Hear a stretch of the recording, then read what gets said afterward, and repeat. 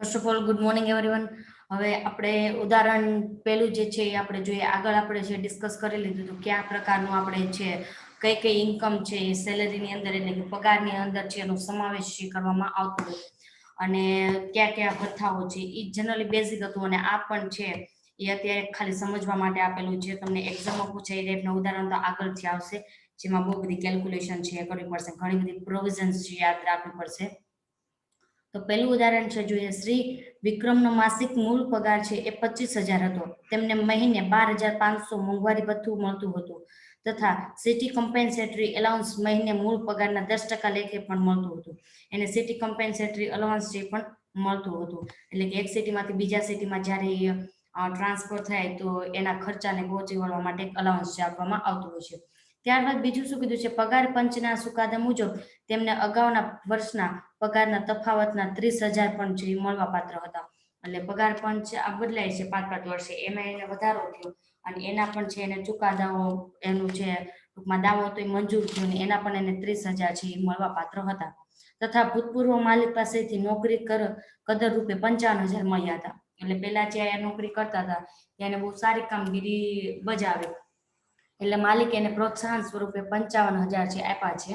પછી શું કીધું છે, તેમણે 25,000 છે એડવાન્સ પગાર લીધો હતો અને 25,000 એને કોઈ નાણાકીય જરૂરિયાત હશે એટલે એને પગાર છે એડવાન્સ છે લઈ લીધો હતો. 2 માસના મૂળ પગારની રકમ તેમને બોનસ તરીકે મળી હતી અને બોનસ એને કેટલું મળ્યું હતું તો 2 મહિનાના પગાર તરીકે એને છે 2 મહિનાના પગાર જેટલી રકમ એને બોનસ તરીકે જે આપવામાં આવી હતી. બીજું શું કીધું છે કે આકારણી વર્ષ 18-19 માટે તેમનો ગ્રોસ પગાર નક્કી કરો. આકારણી વર્ષ 18-19 માટે એનો ગ્રોસ પગાર છે નક્કી કરવાનો છે. હવે આકારણી વર્ષ 18-19 થાય તો પાછલું વર્ષ છે કયું થશે તો કે 17-18. જે પૈસા 17-18 એને કમાયેલા છે એ પૈસા ઉપર છે કરની ગણતરી આપણે 18-19 કરશું અને આપણે કર એટલે કે ટેક્સ છે ભરશું.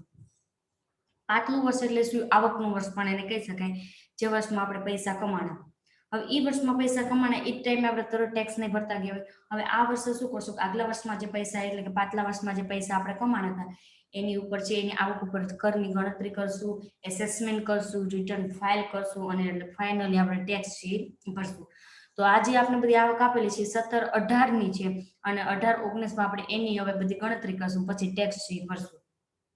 તો જ્યારે તમને આકારણી વર્ષ કીધું હોય એની આગલું વર્ષ આપણે એની પહેલા જે વર્ષ આકારણી વર્ષ હોય એની પાછલું વર્ષ આપણે જે લખવાનું થશે. જેમ કે અહીંયા કયું કીધું છે આપણે 18-19 આકારણી વર્ષ કીધું છે તો પાછલું વર્ષ કયું થશે તો કે 17-18 છે એ થશે જેમાં એ પૈસા કમાણતા. તો હવે એની આપણે જે ગણતરી કરીએ તમને બધી વિગત છે એ બહુ ધ્યાનથી છે જોવાની રહેશે, કારણ કે એકમાં પણ તમે કોઈ પણ મિસ્ટેક કરી ગયા ગણતરીમાં તો તમારો ફાઇનલ આન્સર છે ખોટો આવશે.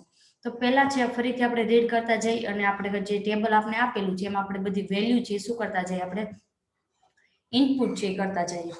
તેમાં પહેલું કીધું છે શ્રી વિક્રમનો માસિક મૂળ પગાર 25,000 હતો. માસિક મૂળ પગાર કેટલો હતો 25,000 હતો. શબ્દ કયો આપેલો છે માસિક, એટલે એનો મતલબ શું થશે કે તમને મહિનાનો પગાર આપેલો છે, આપણે વર્ષમાં છે એની ગણતરી કરવાની છે.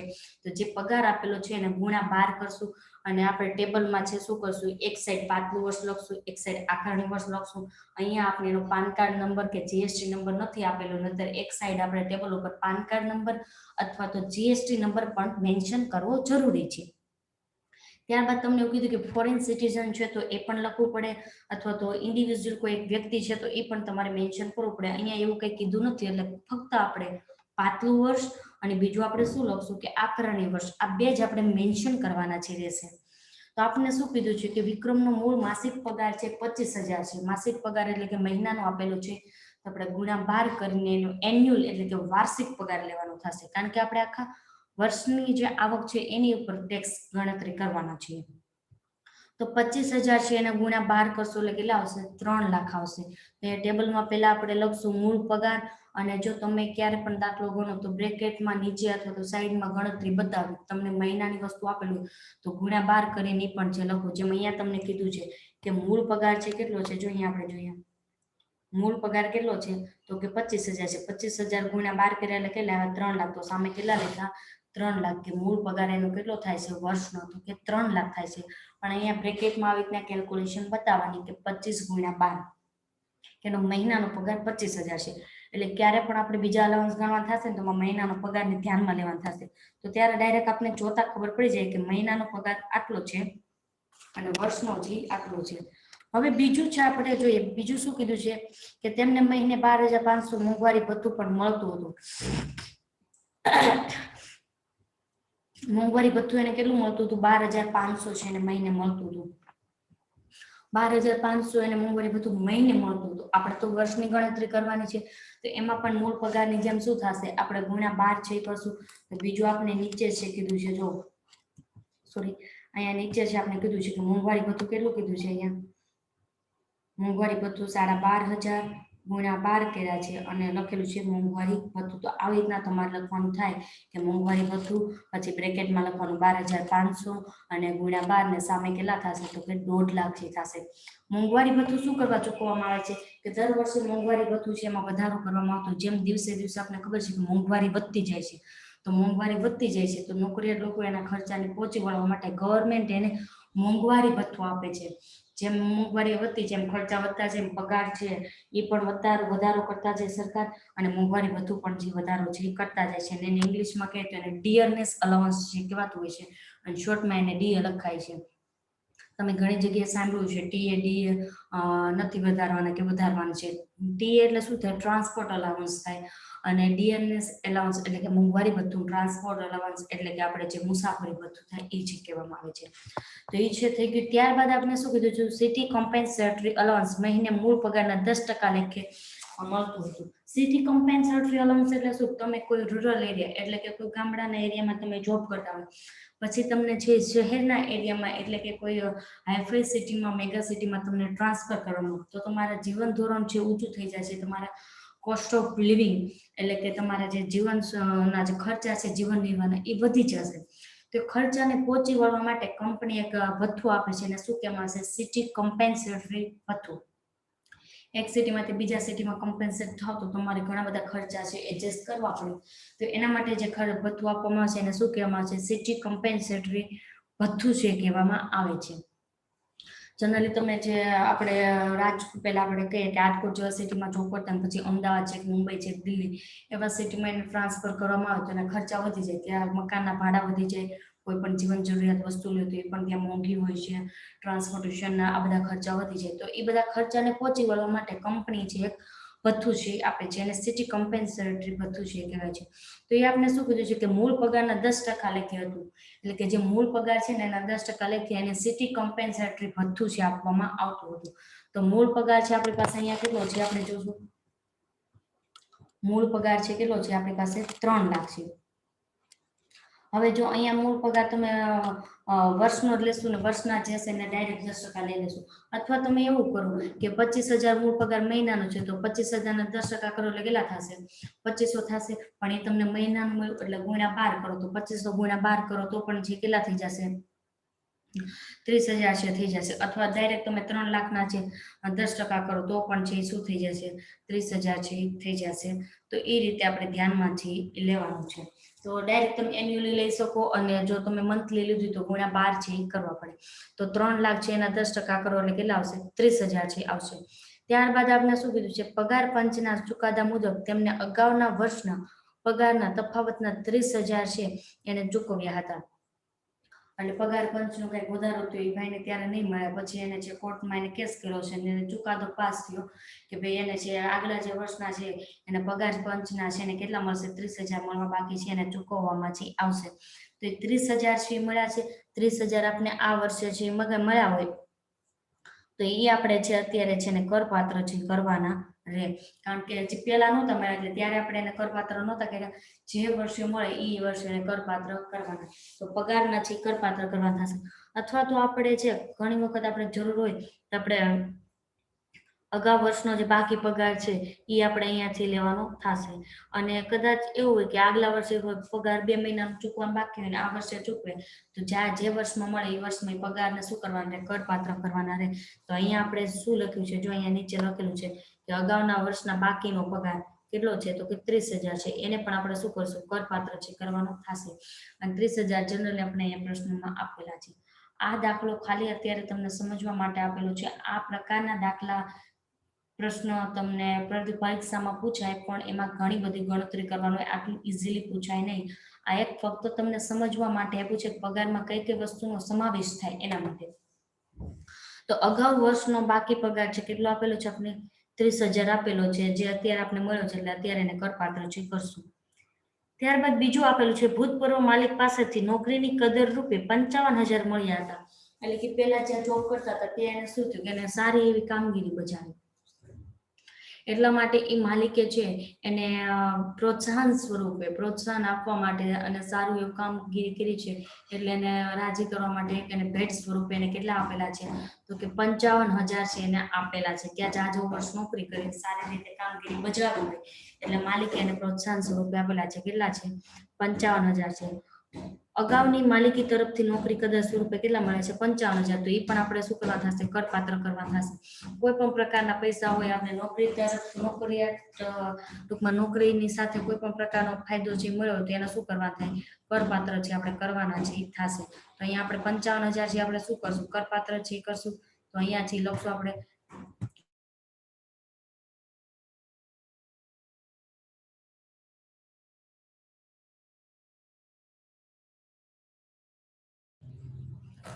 તો 55,000 અહીંયા આપણે કરપાત્ર છે કરવાના થશે. તો એને અહીંયા આપણે ધ્યાનમાં છે લેશું.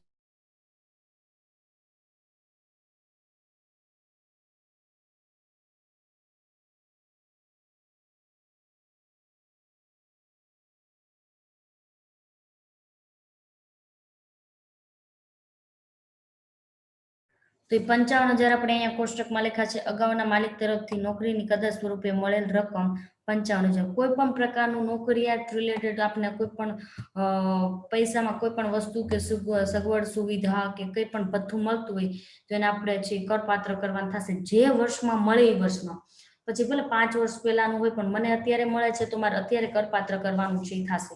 ત્યારબાદ શું કીધું છે? તેમણે 25,000 એડવાન્સ પગાર લીધો. હવે એને કોઈ નાણાકીય જરૂરિયાત હશે તો એને એડવાન્સ પગાર કેટલો લીધો છે? 25,000 છે લીધો છે. તો 25,000 પણ આપણે અગાઉ છે લઈ અહીંયા ધ્યાનમાં લેવાનું છે. ટૂંકમાં આ વર્ષે એને અગાઉના હોય પાટલા બાકી હોય જે લીધા હોય એને પગારના જે પૈસા લીધા એ બધા જ આપણે છે અહીંયા કરપાત્ર કરવાના છે થશે. તો જો અહીંયા લાસ્ટમાં તમને આપેલું છે કે પાછલા વર્ષ દરમિયાન મેળવેલ એડવાન્સ પગાર, પાછલા વર્ષ દરમિયાન એને અગાઉ પગાર લઈ લીધો હતો કે એને નાણાકીય જરૂરત હશે તો અગાઉ પગાર છે લઈ લીધો હતો. તો એ પણ આપણે અહીંયા ધ્યાનમાં છે લેશું. કેટલા છે? 25,000 છે. તો 25,000 આપણે અહીંયા ધ્યાનમાં છે લેશું. તો હવે બીજી કોઈ વસ્તુ આપણે અહીંયા આપેલી નથી. તો હવે આપણે શું કરશું? એનો ટોટલ ચેક કરશું. આપણે ગ્રોસ પગાર કેટલો છે મળે ખબર પડે. તો ટોટલ કરો તો બધા કેલ્ક્યુલેટર સાથે લઈને બેઠા છે ને? હલો, કરો ટોટલ કેટલો આવે છે? દિવ્યાબેન, સાકરિયા દિવ્યા, હલો, મોનિકાબેન, હલો, હા બેન. 6,40,000. એટલે કેલ્ક્યુલેટરમાં કરો કે આમ તમે બોલો છો? કેલ્ક્યુલેટર નથી આયા એટલે એમને આમાં જોઈને જ બોલી. આમાં ઘણી વખત પ્રિન્ટિંગ મિસ્ટેક હોય, બને ત્યાં સુધી કેલ્ક્યુલેટર માંથી ચેક કરીને આન્સર આપો. Okay, very good. કેટલો છે? 6,40,000 આવે છે. આ આપને કયો પગાર મળ્યો છે? ગ્રોસ પગાર છે આપણે મળ્યો છે. હવે ગ્રોસ પગાર આપણે કેટલો મળી ગયો? 6,40,000 છે મળી ગયો. હવે આપણે શું કરશું કે સપોઝ કે આપણે છે આમાં તમને પ્રોફેશનલ ટેક્સ આપેલો હોય તો એ પણ માઇનસ થાય. તો પ્રોફેશનલ ટેક્સ ઓલવેઝ શેમાંથી માઇનસ થાય? ગ્રોસ પગારમાંથી માઇનસ થાય. જો તમને પ્રોફેશનલ ટેક્સ આપેલો હોય તો આપણે શું કરીએ કે ગ્રોસ પગાર નીચે શું લખત કે પ્રોફેશનલ ટેક્સ, એને ગુજરાતીમાં વ્યવસાય વેરો કહેવાય છે. વ્યવસાય વેરો બાદ કરે અને પછી જે આપને મળત એ આપણે શું મળત? નેટ પગાર છે મળત, અથવા તો ચોખ્ખો છે પગાર મળત, એને કરપાત્ર પગાર પણ કહી શકાય. અને એની સિવાય તમને અહીંયા આપેલું હોય કે કપાતું આપેલું હોય સેક્શન 80C પ્રમાણે તમને દાનમાં કોઈ રકમ આપેલી એની કપાત છે સેક્શન 80G પ્રમાણે, સોરી, પછી 80C પ્રમાણે તમે કોઈ લાઈફ પોલિસી લીધી હોય એનું પ્રીમિયમ ભરતા હોય તો એ મળે છે. તમારા સેલેરીમાંથી કોઈ પણ પ્રકારનું પ્રોવિડન્ટ ફંડ કટ કરવામાં આવતું હોય એ કટ થાય એ મળતું હોય. તો એ જે 80C થી 80U સુધીના જે સેક્શન છે, કલમો છે, એની કપાતો હોય તો ગ્રોસ પગારમાંથી હવે પછી બાદ કરવાની રહે. અને વ્યવસાય વેરો તો એને પણ બાદ કરવાની. પછી જે આપણે કર મળે છે કયો મળે છે? સોરી, અમાઉન્ટ મળે છે આપણે નેટ અમાઉન્ટ જે મળે છે સેલરી એટલે કે પગારની, એની ઉપર આપણે ટેક્સ કેલ્ક્યુલેટ કરવાનું છે થાય. તો આમાં કોઈને કઈ કન્ફ્યુઝન હોય તો મને પૂછી શકે છે.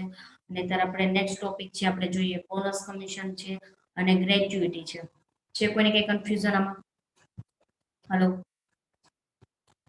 આજે ઉદાહરણ કર્યું એમાં કોઈને કઈ પ્રશ્ન છે? સમજાઈ ગયું બે બહેનોને? હા. હા, ઓકે. તો આપણે નેક્સ્ટ કરીએ આપણે. હવે એની પછી આપેલું છે તમને બોનસ ને કમિશન, તો એમાં કઈ ડીપમાં આપણે જોવાની જરૂર નથી, કારણ કે બોનસ અને કમિશન એટલે શું છે તમને અહીંયા આપેલા જ હશે. અહીંયા આપણે જોઈએ કે આપેલું તો બોનસ છે શું કીધું છે કે 2 મહિનાના પગારનું બોનસ છે. તો જે 2 મહિનાનો પગાર હતો એને આપણે ગુણ્યા કેટલા કર્યા? 2 જે કર્યા ડાયરેક્ટ આપણે બોનસ થી લઈ લીધું. જો અહીંયા તમને કીધું તો 2 માસના મૂળ પગારની રકમ તેમને બોનસ તરીકે ચૂકવવામાં આવી. તો 1 માસનો મૂળ પગાર કેટલો છે? તો 25,000 છે. એને ગુણ્યા 2 કરો એટલે આપણે બોનસની રકમ મળી. પછી તમને કમિશન જનરલી આપેલું તો કમિશન પણ બોનસની જેમ આમાં લખી નાખવા દેશે. એમાં કોઈ પણ પ્રકારની બીજી અલગથી પ્રોવિઝન યાદ રાખવાની નથી. તો આપણે એને છે અત્યારે ઈ થઈ જાય છે કે બોનસ ને કમિશન જે આપેલું છે એ જ આપણે લખવાના છે. નેક્સ્ટ આપણે મેઇન છે જોઈએ તો કે ગ્રેચ્યુટી. ગ્રેચ્યુટી તમારે સમજવું જરૂરી છે. ગ્રેચ્યુટી છે એ થોડું અઘરું છે.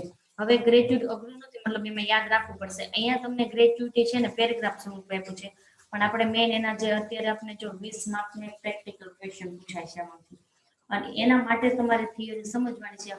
પણ આપણે એવું નથી કરવાનું બુકમાં આપણી બધી થિયરી સમજવાની. આપણે આખું પેરેગ્રાફ આપેલું એમાં ન સમજાય, પણ આપણે જે ચાર્ટ આપ્યો છે એમાં સમજાઈ જતું, તો એને જ આપણે છે ફર્સ્ટ પ્રાયોરિટી આપીને એમાંથી સમજવાની ટ્રાય કરશું. તો અહીંયા ગ્રેચ્યુટી તમને બહુ મોટું પેલું આપેલું છે શોર્ટ નોટની જેમ, પણ અહીંયા તમને જે ચાર્ટ આપેલો છે મેઇન આપણે એ સમજવાનો છે, એના ઉપરથી ખબર પડશે કે ગ્રેચ્યુટીને કઈ રીતે એને છે શોર્ટમાં છે યાદ રાખવું.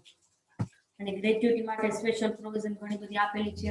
અને ગ્રેચ્યુટી જે ટોપિક છે આઈએમપી છે, તમને એક્ઝામમાં પૂછાય છે એટલે એને વ્યવસ્થિત રીતે ધ્યાન લઈને ભણવું. હવે તમારે બુક છે બનાવવાની છે. એ બુકમાં હું તમને આમાંથી જે ચાર્ટ કહેતી જાઉં, એ બુકમાં તમારી ચાર્ટ લખતા જવાના, અને એક્ઝામ ટાઈમે ફક્ત તમારી બુક છે રીફર કરવાની રહેશે. એમાં તમારે બીજું કઈ તમારે પછી આ બુકમાંથી આપણી જે ટેક્સ્ટ બુક છે એમાંથી કોઈ રીડ કરવાની જરૂર નહીં રહે. મેં તમને જે બુક કીધી છે કે એમાંથી તમારે ચાર્ટ બનાવતા જવા, આમાંથી જે કહું તમને આઈએમપી એ તમારે ટીક કરતા જાવ, કઈ રીતે એની શોર્ટકટ ટીક હોય એને યાદ કરી રાખવાની એ એમાં નીચે લખતું જાવ. એટલે એક્ઝામ ટાઈમે તમારે ઈ બુક રીફર કરવા રહેશે જે તમે બનાવેલી લખેલી છે. આ બુકમાં તમે પછી જોવા બેસો ભેગું કરવા બેસો તો તમે કન્ફ્યુઝ છે એ થઈ જશે. તો એ તમારે ત્યારે છે યાદ રાખવાનું.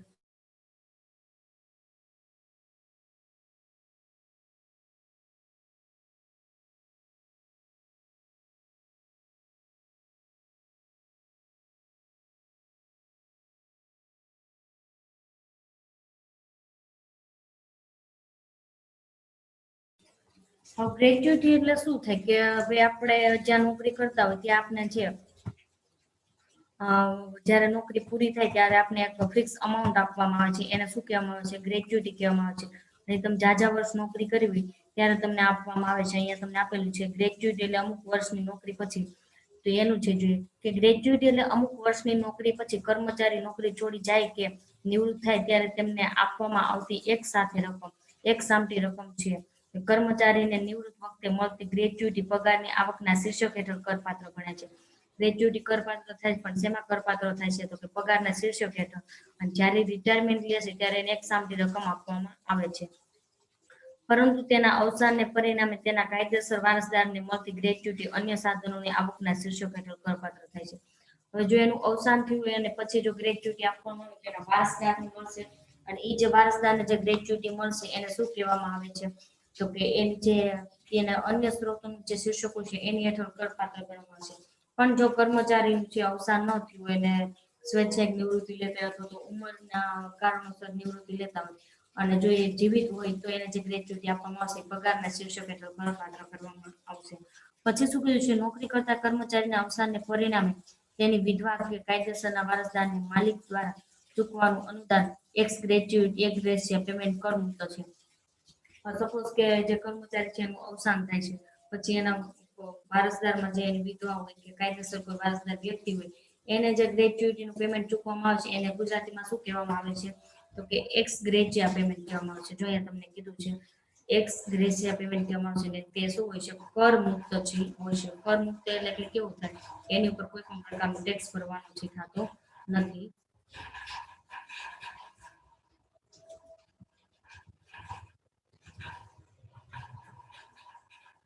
એની પછી છે આપણે જોઈએ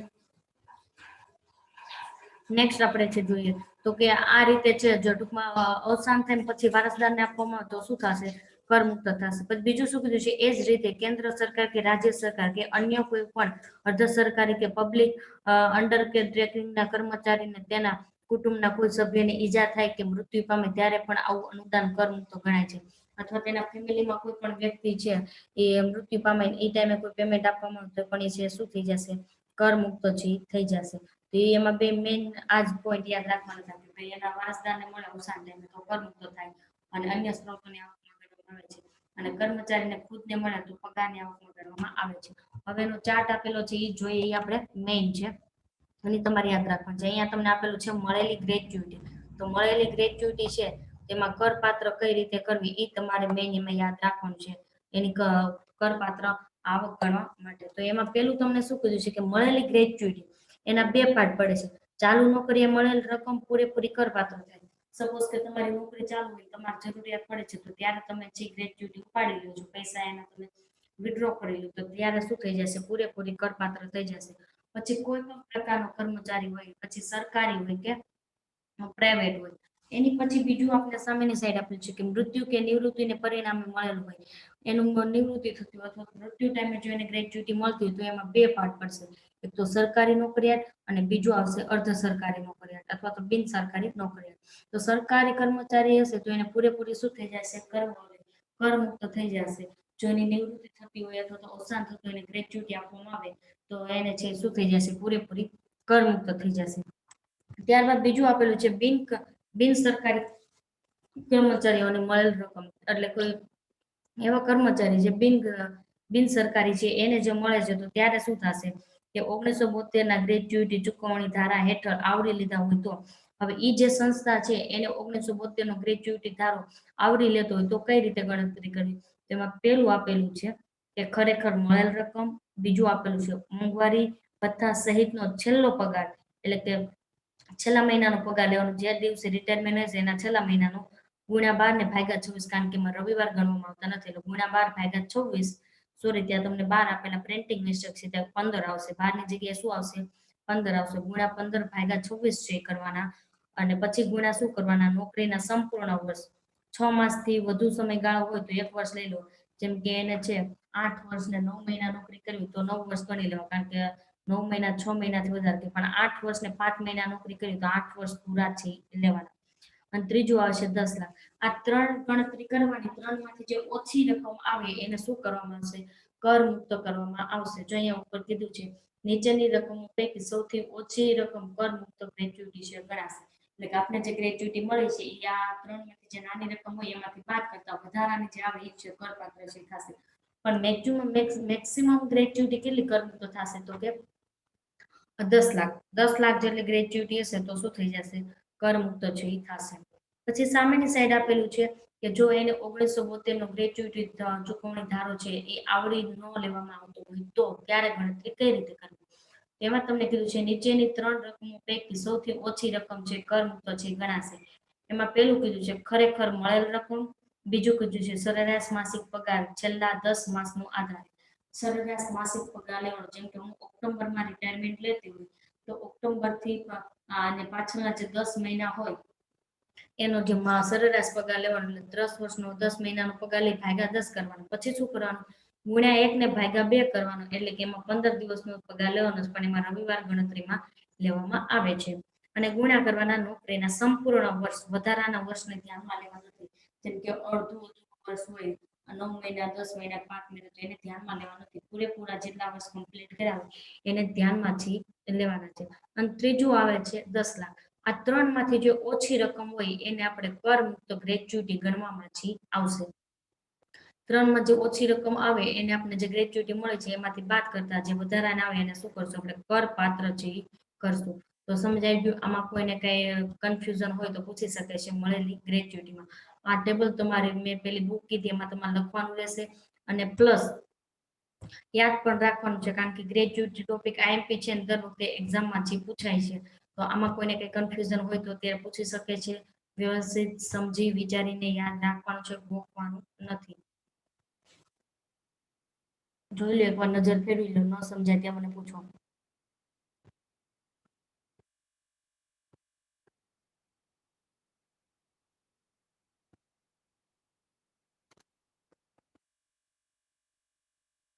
હલો, સમજાઈ ગયું? મારો અવાજ તો સંભળાય છે ને તમને લોકોને? હલો, હા મેમ. ઓકે, સમજાઈ ગયું કે કન્ફ્યુઝન છે? સમજાઈ ગયું. કન્ફ્યુઝન હોય તો પૂછો કે હજી એકવાર નજર ફેરવી તો સમજાવી દો.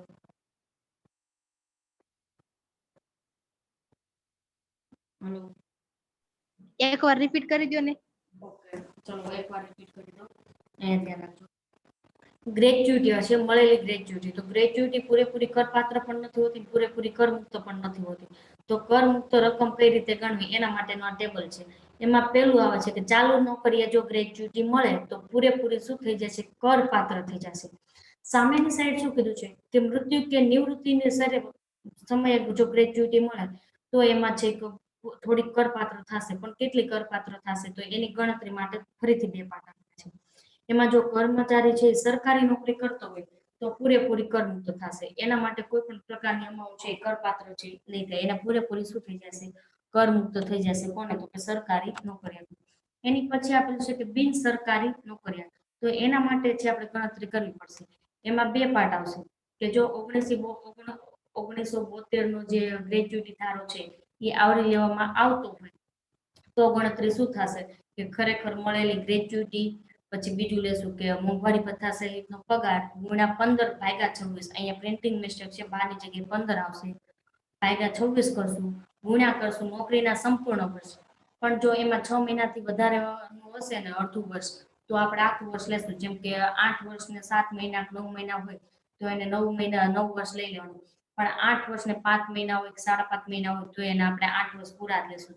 એટલે કે અડધું વર્ષ છે એમાં 6 મહિનાથી વધારેનો સમયગાળો હોય તો આખું વર્ષ લેવાનું, અને 6 મહિનાથી ઓછો સમયગાળો હોય તો એને ધ્યાનમાં લેવાનું નથી. અને ત્રીજું આવે છે 10 લાખ. એટલે કે આ ત્રણેય રકમમાંથી જે ઓછી રકમ હોય એને શું કરશું આપણે? કરમુક્ત છે એ કરશું. એટલે તમને જે ગ્રેચ્યુટી મળે છે એમાંથી આમાં ત્રણમાંથી જે નાની રકમ હોય એ બાદ કરવાની, અને વધારાની રકમ આવે એ શું થઈ જશે? કરપાત્ર છે એ થઈ જશે. ત્યારબાદ સામેની સાઈડ છે આપણે જોઈએ તો સામેની સાઈડ છે એમાં જોઈએ કે એમાં શું કીધું છે કે પેમેન્ટ ઓફ ગ્રેચ્યુટી, એટલે કે ગ્રેચ્યુટી ધારો આવરી લેવામાં ન આવતો હોય તો ત્યારે શું કરવાનું થશે કે એમાં પણ ગણતરી છે કરવાની છે. પેલું કીધું છે ખરેખર મળેલ રકમ, બીજું કીધું છે સરેરાશ માસિક પગાર છેલ્લા 10 મહિના, જ્યારથી રિટાયરમેન્ટ લે એના આગલા 10 મહિનાનો સરેરાશ માસિક 10 મહિનાનો પગાર લેવાનો, ગુણ્યા 1/2 કરવાનું, કારણ કે મારા રવિવારને સામેલ કરવાના છે. અને નોકરીના સંપૂર્ણ વર્ષ લેવા, અડધું વર્ષ હોય તો ધ્યાનમાં લેવું નહીં. અને ત્રીજું આવે છે કે 10 લાખ. હવે 3 માંથી જે ઓછી રકમ હોય એ શું થઈ જશે? કરપાત્ર છે થઈ જશે. એટલે કે આપને જે મળેલી ગ્રેચ્યુટીની રકમ હશે એમાંથી આ 3 માંથી જે ઓછી અને નાની રકમ હશે એ શું કરશું? એમાંથી બાદ કરશું. અને પછી જે વધારાના જે અમાઉન્ટ આવશે એને આપણે શું કરશું? કરપાત્ર ગ્રેચ્યુટી કરશું. હવે આ કરપાત્ર રકમ છે એને આપણે પગારની અંદર સામેલ કરવામાં આવશે. એટલે કે મૂળ પગાર, કમિશન, પછી મોંઘવારી ભથ્થું એમ લખીએ એમ આપણે ગ્રેચ્યુટી કરીને સામે જેટલી કરપાત્ર રકમ હોય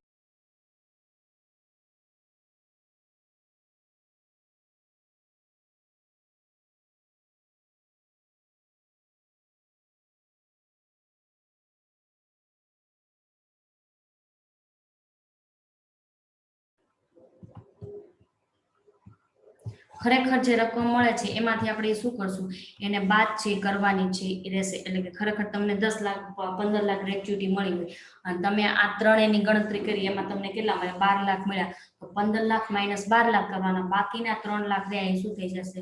કરપાત્ર છે એ થઈ જશે. તો આવી રીતના આપણે પેન્શનની પણ ગણતરી આવશે. બીજા ઘણા બધા ટોપિક છે જેમાં ઘણા બધા ચાર્ટ આવશે. તો મેં તમને કીધું બપોર પછી જ્યારે ફ્રી હોય ત્યારે બુકમાં ચાર્ટ લખી નાખો અને સમજી વિચારીને યાદ રાખવાનું ટ્રાય કરવી. ગોખીને યાદ નહીં રાખવાનું, કારણ કે આ ચેપ્ટરમાં યાદ રાખવા માટે ઘણું બધું છે. ગોખીને ભેગું કરશો તો એક્ઝામ ટાઈમે કન્ફ્યુઝ થઈ જશો. અને 20 માર્ક્સનો જે દાખલો પૂછાય એમાં આનું ટ્રાન્ઝેક્શન છે